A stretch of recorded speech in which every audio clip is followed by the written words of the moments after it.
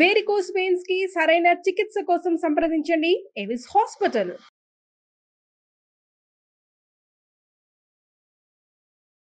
నమస్కారం సార్. నమస్తే అండి. సో ఎస్పెషల్గా బ్రహ్మముహూర్తం సమయంలో చాలా ఎక్కువగా మనకి ఎనర్జీస్ ఉంటాయి. మనం ఏదైతే అనుకుంటామో అది జరుగుతుంది అని చెప్తూ ఉంటారు.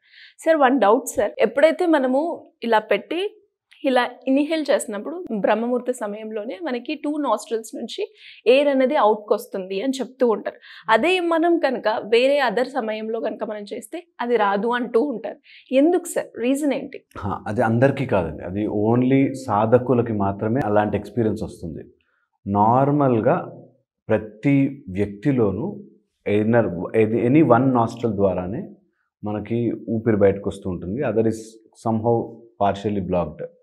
ఫిజికల్గా ప్రాబ్లం ఉండే, అంటే డీవియేటెడ్ నేజల్ సెప్టమ్ అని, నోస్ లోపల ఉండే ఆ కండ ఏదైతే ఎక్స్ట్రా పెరుగుతుందో వాళ్ళకి న్యాచురల్గా అటు ఫ్లో తక్కువ ఉంటుంది.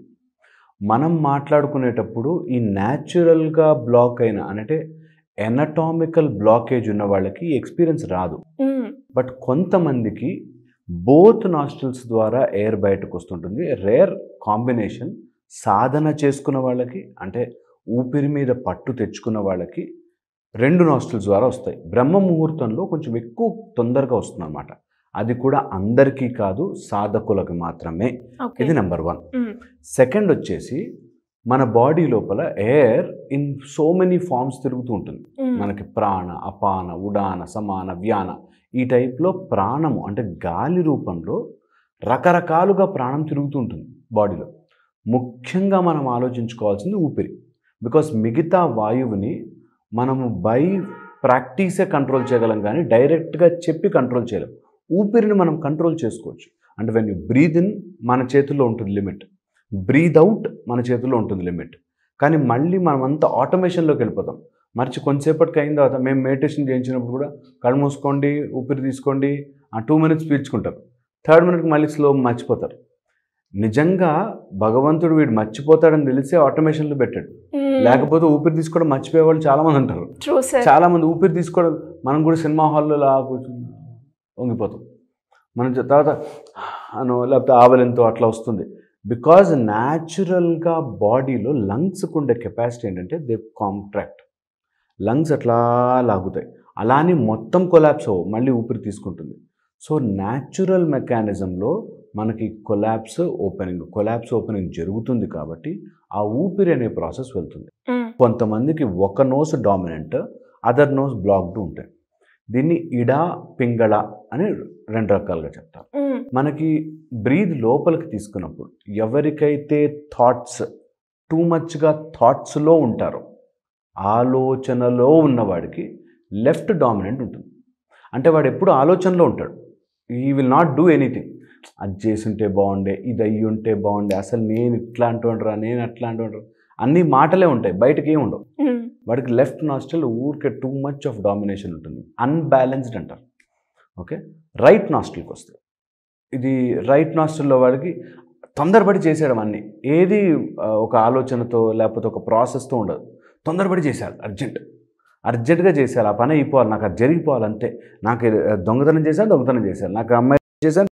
ఈ హడావిడి బ్యాచ్ ఉంటుంది చూసారు కొంతమంది, అన్ని రకాలుగా దుర్మార్గంగాను, చిల్లర విషయాల్లోనూ, మామూలు సింపుల్ విషయాల్లోనూ వీళ్ళకి ఫాస్ట్నెస్, తొందరగా చేసేయాలి అనే ఒక హడావిడి ఉంటుంది. వాళ్ళకి రైట్ నాస్ట్రిల్ కూడా డామినెంట్ ఉంటుంది.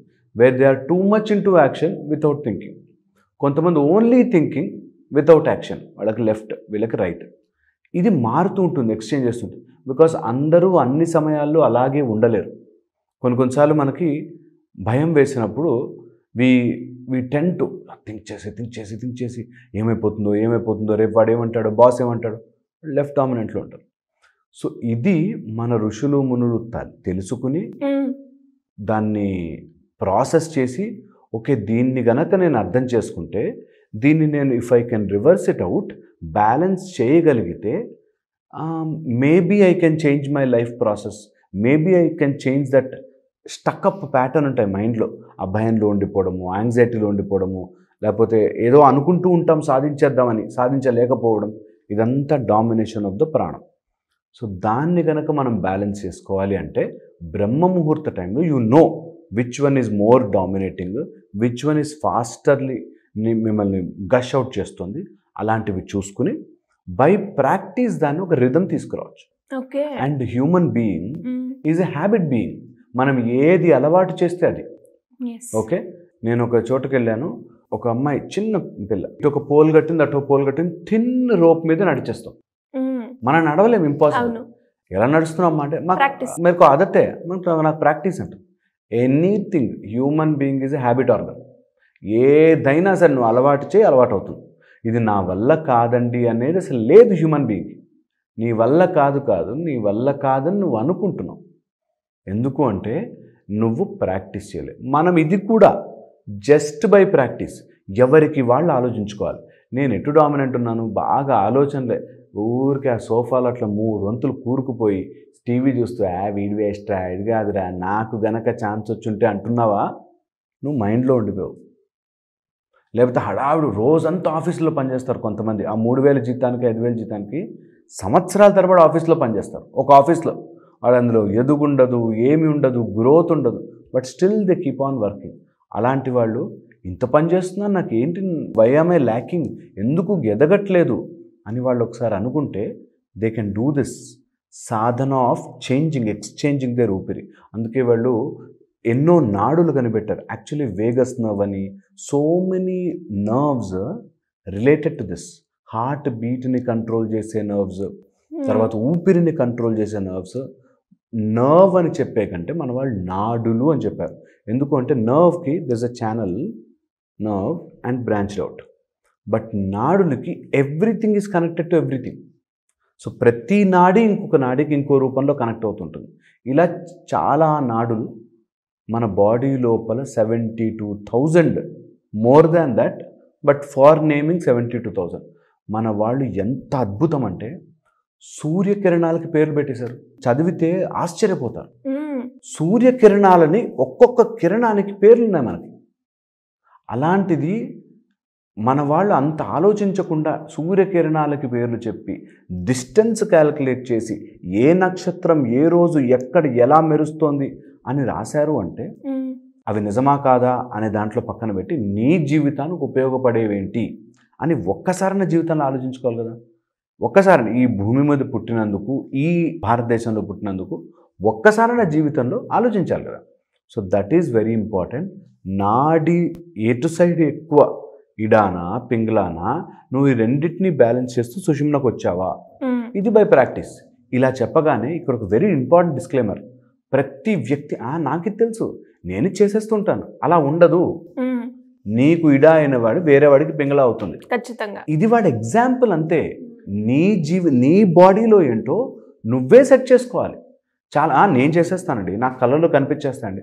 నీకు ఒకసారి కలర్ కనిపించడం స్టార్ట్ అవ్వగానే నువ్వు మాట్లాడవు, యూ బికమ్ సైలెంట్, అబ్జార్బ్ అయిపోతాం. చాలామందికి తెలియక నేను చెప్తున్నా కదా, మీరు వీడియో చూడండి, ఏదైనా మెడిటేషన్కు సంబంధించో లేకపోతే ఇలాంటి సాధనకు సంబంధించో వీడియో చూడండి. ఆ కింద 100 మంది 150 మంది నాకు అది కనిపించేసింది, నేను ఇలా అయిపోయాను, అలా ఎగిరిపోయాను, అలా ఉండదు. నీకొక్కసారి సాధన ద్వారా ఏదైనా శక్తి రావడం వస్తే నువ్వు ఫస్ట్ థింగ్ నోరు మూతపడిపోతుంది, సైలెంట్. బికాస్ ఆ ఎక్స్పీరియన్స్ చెప్పలేవు, ఎక్స్ప్లెయిన్ చేయలేవు. సో అది వెరీ వెరీ ఇంపార్టెంట్ చేసుకోవడం. ఎవరినైనా ఇన్స్పైర్ చేస్తూ వాళ్ళని మోటివేట్ చేయడానికి 4-5 ఎక్స్పీరియన్స్లు చెప్పినా అందులో ఉండిపోకూడదు. నా మీనింగ్ ఏంటంటే, ఈ వీడియో చూసి సాధన చేసిన వాడైనా సరే, ఈ వీడియో చూసి స్టార్ట్ చేసిన వాళ్ళైనా సరే, మీ ఎక్స్పీరియన్స్ని మీ దగ్గర పెట్టుకుని మీ లోపల కరెక్షన్ చేసుకోండి. ఇది గనక చేస్తే ఏ నాస్ట్రిల్ డామినెంటో ఆ నాస్ట్రిల్ మీకు ఉపయోగపడుతుందా. సపోజ్ మీరు మైండ్లో ఎక్కువ ఉన్నారా, మీరు యాక్షన్ వైపుగా పుష్ చేయండి. అప్పుడు లెఫ్ట్ నాస్ట్రిల్ క్లోజ్ చేయండి, రైట్ నాస్ట్రిల్ పంపప్ చేయండి. మీరు రైట్ నాస్ట్రిల్ ఎక్కువ ఉండిపోయారా, తొందరపడి యాక్టింగ్ చేస్తే ఏం లేదురా బాబు నా జీవితంలో అంటే, close it and think better, left nostril. ఇలా చేయడం వేరియస్ మెథడ్స్, అన్నీ చెప్పలేము. బట్ ఒకవేళ ప్రాక్టీస్ చేసుకుంటే మాత్రం ప్రాణం ఒక్కటే మనకున్నది. Great sir. మీరు చెప్పేటప్పుడు ఒక వర్డ్ అన్నారు, అంటే మన హ్యూమన్ బీయింగ్స్కి ఉన్న ఒక గొప్ప ఆప్షన్ ఏంటి అంటే మనం ఎలా మౌల్డ్ చేస్తే అలా మౌల్డ్ అవుతుంది అని.